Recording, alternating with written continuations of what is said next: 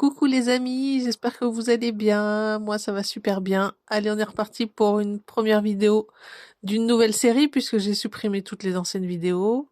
Bienvenue à tous. Pour ceux qui me connaissent pas, j'ai le profil runner et je présente dans cette vidéo euh, ce que je pense du parcours Flamme Jumelle et puis je réponds aux questions.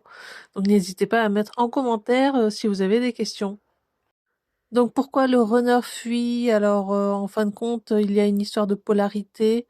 Il y a la polarité masculine et la polarité féminine et elles sont déséquilibrées au départ, c'est-à-dire que le chaser, il va être dans le masculin à des moments où il devrait être dans le féminin et inversement. Puis pour le runner, c'est pareil finalement. Et donc quand le chaser n'est pas dans la bonne polarité, ça va faire réagir le runner.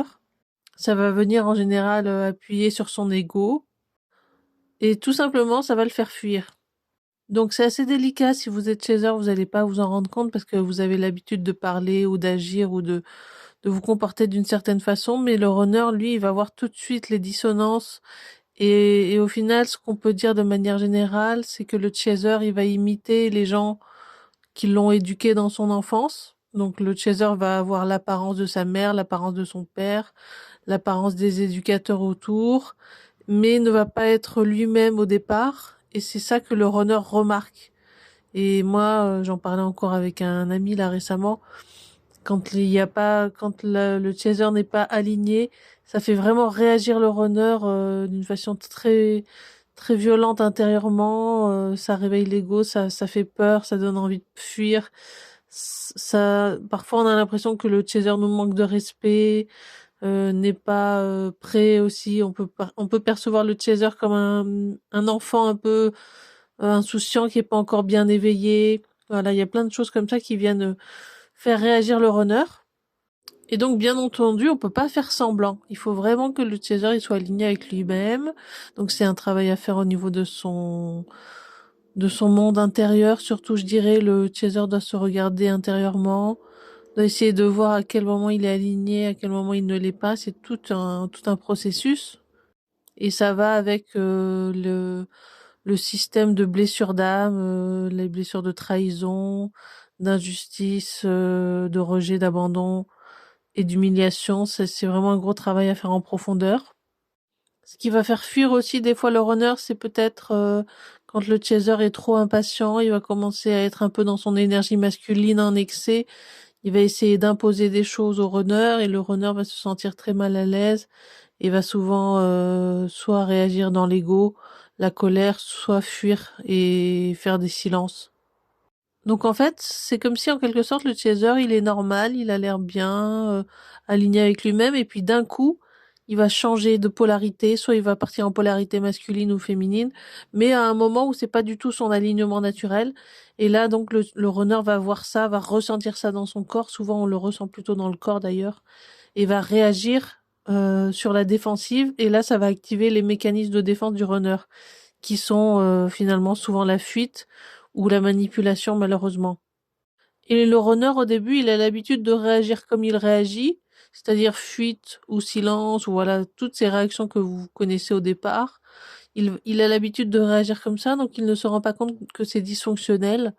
Et même si un chaser lui disait ça, je pense qu'il le prendrait pour de la manipulation et du contrôle ou une tentative de contrôle.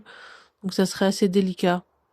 Du coup, le runner, il doit vraiment se rendre compte par lui-même qu'il est en train de fuir. Moi, au bout d'un moment, j'ai fini par comprendre que c'était moi le problème, que c'était moi qui fuyais. Donc maintenant, j'essaie vraiment de pas fuir, même si je vois un chaser qui est dysfonctionnel, qui est dans un masculin en excès ou dans un féminin en excès ou dans l'ego ou dans la manipulation ou les peurs ou n'importe quoi que le chaser fait qui n'est pas aligné. J'essaie de ne pas fuir et de rester dans le lien parce que justement, c'est mon dysfonctionnement.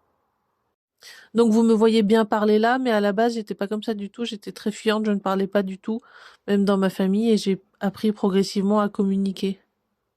Du coup, ma communication n'est pas encore parfaite. Je parle peut-être des fois trop vite, des fois pas assez vite. Voilà, mais parce que j'apprends depuis quelques années à communiquer, surtout à communiquer avec les chasers quand je suis dans la peur. Ça, c'est très difficile, mais j'ai appris à le faire. Ça marche pas avec tous les chasers, mais avec certains chasers, j'y arrive. Et il y en a d'autres où c'est encore trop dur. Alors là, je fuis. Mais voilà, j'apprends progressivement à communiquer. C'est pas quelque chose d'inné chez le runner. Voilà ce que je peux dire sur le mécanisme de fuite du runner. Si vous avez des questions par rapport à ça, n'hésitez pas à me mettre en commentaire, j'y répondrai avec plaisir. Mais pour le moment, c'est ce qui me paraît le plus important à comprendre. Cette histoire de polarité, de masculin, de féminin, les blessures qui s'activent d'un côté, puis que le runner de l'autre côté, il réceptionne la blessure, voilà, ça crée des sortes de dissonances. Moi, je vois ça un peu comme des vagues. Le runner, il reçoit une vague, il essaie de contrer la vague. Puis c'est le chaser qui reçoit des vagues, il essaie de contrer aussi à sa façon. Et on doit essayer de rester bien alignés ensemble pour ne pas créer ce dysfonctionnement. Et c'est pas facile, que ce soit pour les chasers ou pour les runners. Voilà, je vais m'arrêter là pour pas que la vidéo soit trop longue. Je vous refais un podcast très bientôt. D'ici là, prenez soin de vous, chouchoutez-vous et je vous dis à très bientôt.